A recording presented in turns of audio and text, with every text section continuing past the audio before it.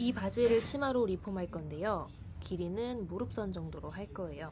셀프 리폼이니까 거울 보고 핀을 꽂아주면 됩니다. 핀을 꽂을 때는 허리를 숙였을 때 하고 일어섰을 때 차이가 있으니까 반드시 일어서서 확인해 주세요.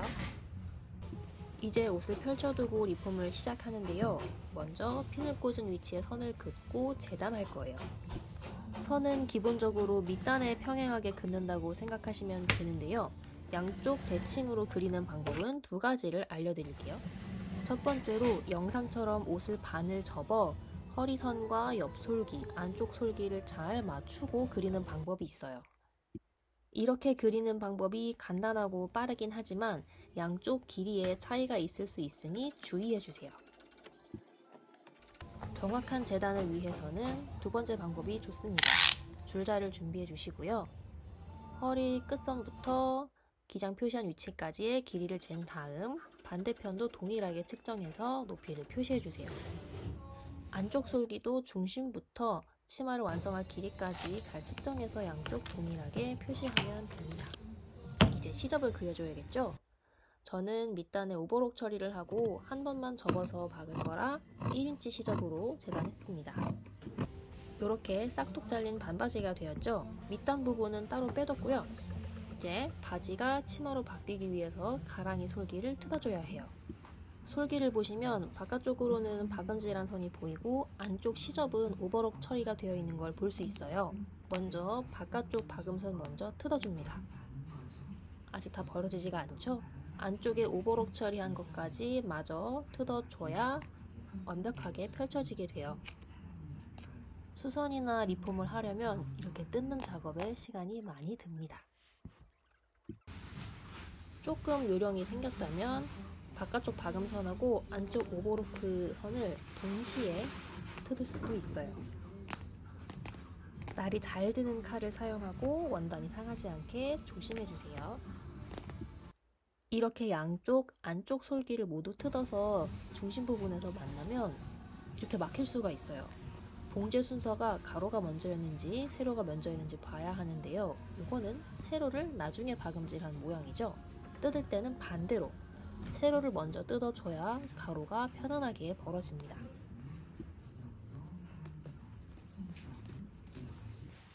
안쪽 솔기를 모두 뜯은 모양이 되었는데요. 치마 모양을 가늠해 보자면 바지일 때는 가랑이 안쪽으로 들어갔던 분량이 바깥쪽으로 튀어나오게 돼요. 이 부분도 솔기를 뜯어줘야 예쁘게 마감을 할 수가 있습니다. 뒤쪽도 볼게요. 통이 넓었던 바지라서 그대로 펼치면 통도 크고 트임도 너무 깊은 치마가 되는데요. 내가 원하는 트임 분량과 치마 통에 맞춰서 모양을 잡고 뒤쪽도 역시 가랑이 안쪽에 있던 분량이 튀어나오죠. 여기까지 솔기를 뜯어줘야 합니다. 통이 넓은 바지라서 오므려줘야 하는 분량이 많기는 한데 한편으로는 처음 잘라냈던 바지 밑단을 사용하지 않고도 치마를 완성할 수 있다는 장점이 있어요. 다 뜯었으면 오버록 처리를 다시 해주고요. 앞쪽 먼저 박음질할 준비를 해볼게요. 앞쪽에도 트임을 만들어도 됩니다. 저는 트임을 만들지 않고 맞물리게 마감을 할 거예요. 틀어지지 않도록 핀을 잘 꽂아주시면 되는데요. 이렇게 시접이 접히는 부분은 삐져나오지 않게 더 꼼꼼히 잘 잡아서 핀을 꽂아주세요. 위쪽부터 핀을 꽂아서 내려가는 게 보통이지만 밑통을 정하고 난 다음에 자연스러운 라인이 되도록 위쪽은 다시 손봐줘야 해요.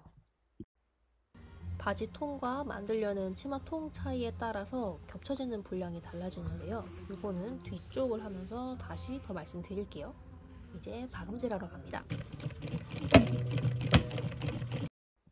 핀을 꽂아서 고정한 라인이 틀어지지 않게 조심조심 꼼꼼히 박음질을 해주세요. 앞쪽은 완성했습니다. 치마 모양이 됐죠? 이제 뒤쪽 라인을 잡아줄 건데 이 바지가 허리 뒤쪽에 밴드가 있어요. 밴드가 있는 만큼 원단이 많이 들어가서 엉덩이 분량이 많고요. 이 부분 사이즈를 줄이면서 위에서 그냥 눌러 받기에는 중심이 틀어질 우려가 있었어요. 그래서 안쪽에서 양쪽 시접을 마주 잡고 솔기를 박음질하는 방식으로 사이즈를 줄여볼게요. 다트 분량을 늘려서 허리 라인을 잡았을 때처럼 핀을 표시한 라인을 따라서 쭉 박음질 해줬습니다. 이제 아래쪽도 치마 모양으로 라인을 잡으면 돼요. 그런데 앞쪽보다 겹치는 분량이 훨씬 많기 때문에 시접을 조금 잘라내고 핀을 꽂아도 됩니다. 틀어지지 않게, 늘어나지 않게 주의하면서 박음질 해주시고요. 이제 뒤쪽도 치마 모양이 됐습니다. 안쪽을 보시면 겹친 분량이 아주 많아요. 요거를 전부 오버록 처리해 줄게요.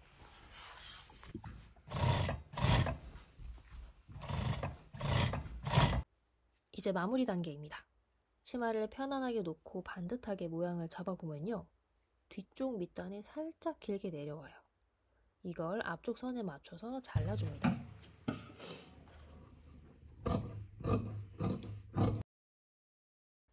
이제 밑단만 마무리하면 되는데요. 저는 치마 모양을 잡으면서 한 번만 박음질 했지만 간격을 살짝 띄우고 상침해 주시면 예쁜 스티치 라인을 넣을 수도 있습니다. 이제 밑단을 잡을 건데요. 통을 수정하면서 만들다 보니 있으나마나한 틈이 남았네요. 바로 박음질 할 자신이 없으시다면 시접을 접어서 다림질로 살짝 눌러서 모양을 잡아준 다음에 하면 좋아요. 박음질 할 때에는 트임 쪽 시접이 바깥으로 삐져나와 보이지 않도록 단단히 잡아주시고요. 양쪽 옆솔기도 반듯하게 틀어지지 않도록 주의해주세요. 신축성이 있는 원단의 경우 박음질을 하면 이렇게 올록볼록하게 될 수 있어요. 스팀 다림질로 가볍게 눌러주세요. 완성! 방금 만든 따끈따끈한 치마예요. 한 바퀴 빙 돌아보면서 확인해 보고요. 조그만 트임이 귀엽네요. 혹시 활용을 못하고 있는 바지가 있다면 이렇게 리폼해 입으면 좋겠죠?